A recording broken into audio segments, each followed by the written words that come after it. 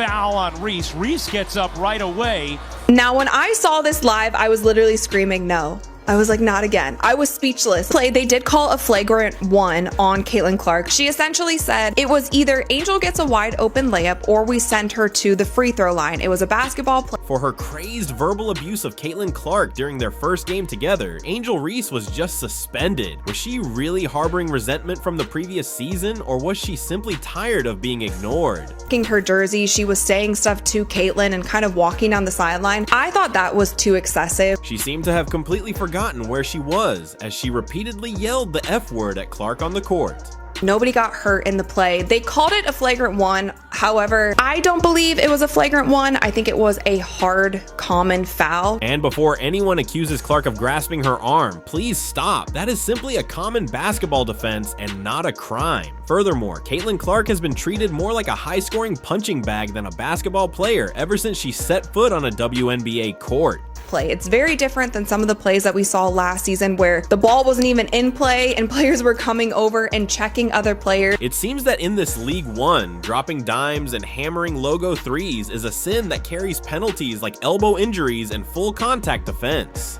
Which is crazy. But if you guys remember the Kennedy Carter foul from last season where she came up and bodied Caitlin Clark and Caitlin Clark didn't even have the ball wasn't even inbounded yet. Like, that's not a basketball. From Diamond Date Yield's personal crash course in unsportsmanlike behavior to Kennedy Carter's poor shot from the previous season, fouls that suddenly don't exist in the rule book have started to frequent Clark. She doesn't complain though, she simply continues to play. That's not going for the basketball, that's going for the person. However, how many fouls must be committed before we declare it to be what it is? Targeted abuse masquerading as a contest. Nothing like it has ever been seen in the league. Her shooting range, as well as her ability to take cheap shots. She would also be in the top in that column if mental toughness were a statistic. Even nevertheless, the events of Game 1 could not be prevented by self-control. Suddenly, in the season's opening game, Caitlin Clark is given a foul card for attempting, so to play defense rather than for being struck. Angel Reese was driving for a wide-open layup in a straightforward basketball play.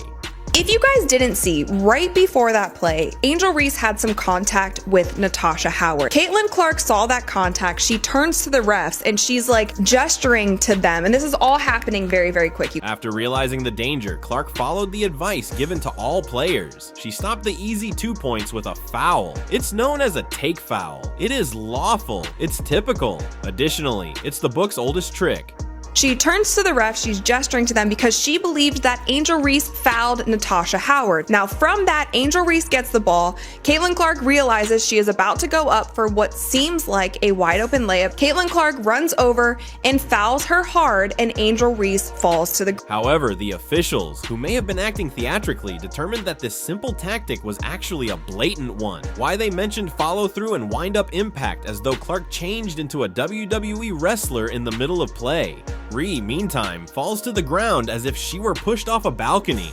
I was happy that Caitlin Clark just walked the other way. She really didn't want anything to do with it. It was just a basketball play. Now, what I didn't like that Angel Reese did is even after that play, she kind of kept going and it seemed like more and more people needed to hold her back. Like she was untucking her jersey. She was saying stuff to Caitlin and kind of walking down the sideline. I thought that was too excessive. However, the true infraction occurred later, not on the court, but in Angel Reese's reaction as she leaped up as if a lit match had fallen on her jersey. She rushed at Clark while yelling and cursing, requiring her teammates to physically stop her. This fire wasn't competitive. This wasn't sane. Was a basketball play. And Caitlin also even said after the game, she was asked about it once again, and she said, guys, let's not make this bigger than it needs to be. And I am 1000% with her on that. Clark didn't flinch as Reese let her rage run wild. Instead, she turned and left. Just class. No drama, no protest. It was an instance that ought to have said 1,000 words. A player became agitated. Since the other refused to cede her authority, the calm person automatically received the technical greetings from WNBA logic.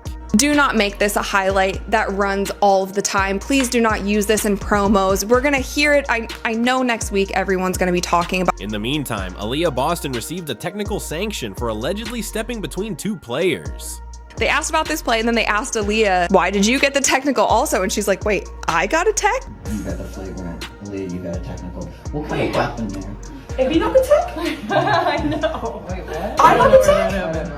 For what is too boldly present, the entire scenario is being caused by the gamer screaming profanities in the meantime. Only a technical verbal, no ejection, no repercussions. Would Clark still be playing, or would he already be in the locker? Room expressing regret to the league that this wasn't merely an instance of poor officiating if the positions were reversed. It served as an example of how narrative warps reality, because we're suddenly revising the rulebook when Clark is the one committing the fouling. I don't think that this is the hill to die on when saying, like, should it have been a common foul or should it have been a flagrant? Let's leave it. A take foul abruptly turns into a scandal. The internet mobilizes to justify what they wanted to see, which was indignation rather than to examine what happened, because Angel Reese is the one receiving it. Suddenly, maintaining your composure turns suspicious. She said it was a basketball play, the refs called it, and let's move on. And kudos to her for that, for kind of stopping this narrative. Both of them kind of speaking out and being like, hey, let's not make this anything bigger than it needs to be. And just look at what transpired following the foul if you've ever questioned if social media could officiate a game. The Twitter jury logged in at the exact moment Caitlin Clark reached out to Angel Reese. Weekend 1 in the WNBA, Indiana Fever versus Chicago Sky, and we get a play like that. If you guys were on my live, you saw. All of a sudden, every fan with a username that ends in hoops, 44ife, and a profile photo of their favorite player became a licensed referee. The takes were wild and hot. Take fouls only occur at half court, and Clark has no idea what one is. Real-time basic basketball IQ vanished when the need to Google was superseded by the need to dunk on Caitlin. However, it's simpler to despise a player than to understand the game's rules. The impoverished. If somebody has a wide open layup and you have a foul to give, it is in your best interest to foul that shooter so that they don't get an easy 2 point. Let's resolve this once and for all. On the floor, take fouls can occur anywhere. The NBA rulebook makes a distinction between transitional fouls and regular ones, but the fundamental idea is straightforward. It's a take foul if you foul to deny a scoring opportunity. And what Caitlin said during an interview with Holly Rowe, she essentially said it was either Angel gets a wide open layup or we send her to the free throw line. It was a basketball play. There was nothing malicious behind. That's exactly what Clark did. No malicious intent, no dirty hit, just a clever strategic defense. However, after the video appeared on social media, rationality was rendered useless. The focus of the play shifted from context to who you loved and who you already detested.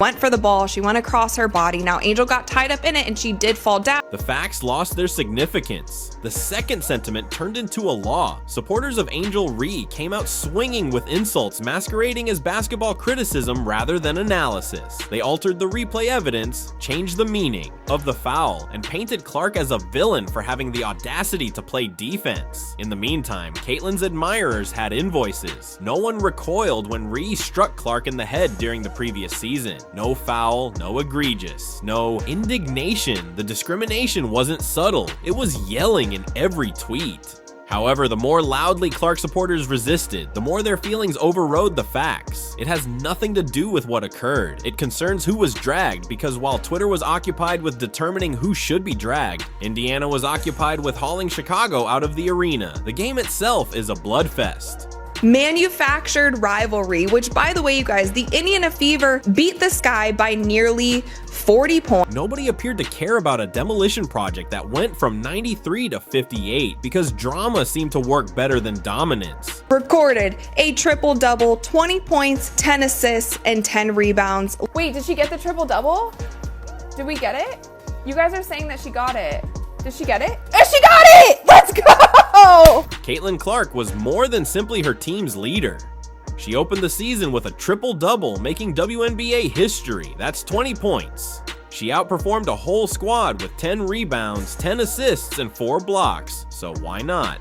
However, everyone only discussed the foul.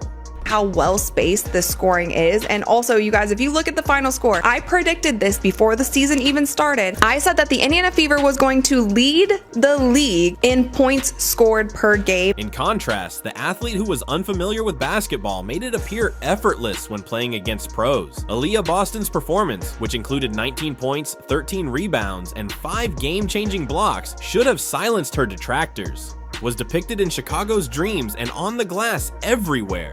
And they are getting hands on the balls. They are rotating so much better. They had so many steals. Caitlin also, by the way, had 4 blocks. She had 4 blocks. Aaliyah Boston had 5 blocks. And I want to say this about Aaliyah Boston. She stepped up so much in the second half. Following a rocky preseason and media uncertainty, this was the opening act on her redemption tour. Subsequently, Dana Bonner quietly scored 7 points, making her the 3rd highest scorer in WNBA history. However, that headline was obscured by a mound of accusations that it was a hate crime. TikTok's watching excellence be disregarded for gossip is the fastest way to reveal the priorities of sports media. Let's not forget about Lexi Hall and Kelsey Mitchell, who completed Indiana's line, like playoff veterans. And Sophie Cunningham, you guys, did not even play in this game. If you look at this scoring and how well spaced this scoring is, and also, you guys, if you look at the final score, I predicted this before the season even started. Mitchell contributed a spotless 15 points, and Hull scored 9 points and pulled down 9 rebounds. Everyone ate and made a contribution. The Indiana Fever were in a highly effective and explosive the actions they took, but witnessing them in action, Chicago, however, appeared to still be warming up for the season. They displayed all the offensive rhythm of a middle school layup drill and shot 29% from the field and 22% from 3. Ariel Atkins added 11 points to Reese's final score of 12. However, the scoreboard revealed the reality. This was an exposure rather than a competition. This leads us to the room's impending elephant. If we're being honest, the question isn't whether Angel Reese went too far, but rather whether the league has the courage to acknowledge it. Should she be suspended? Unnecessary contact from Clark. Yeah, I agree with you. And players have been benched and fined for less than what Angel did after the whistle. She escalated rather than merely responding. Her body language, verbal abuse, and persistent aggressiveness following their separation went against everything the league claims it wants to enforce. What is suspension worthy if this isn't? Because we all know that Caitlin Clark would have been punished prior to the press conference if she had done the same. she goes in. There is a little bit extra there from Caitlin Clark in terms of the foul. The on-court ruling of a personal foul on Caitlin Clark has been upgraded to a flagrant foul penalty 1.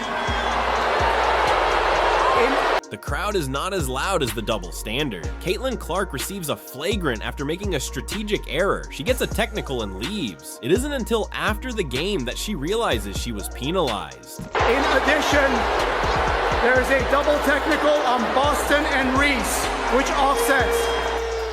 So there you go. Angel Reese shouts are suppressed, and the game is played as if nothing had occurred. The WNBA is risking her own credibility if it believes it can overlook the disparity that the players and fans notice. If a league's regulations are lenient toward whoever follows the harshest trends, it cannot expand. The league is currently facing criticism from both its own identity crisis and fans. Does it want to play PR games with players who draw attention for the wrong reasons by suspending them, or does it want to protect its budding stars, the ones who are actually performing? It wouldn't be about Clark, would it? It would be about norms rather than drama. It would be intended to convey the ideas that behavior is still important, that poise is still important, and that the game is more important than the arguments surrounding it. Because the message is clear: if nothing occurs now, throw a fit, stay out of trouble, and follow the trend to get immunity.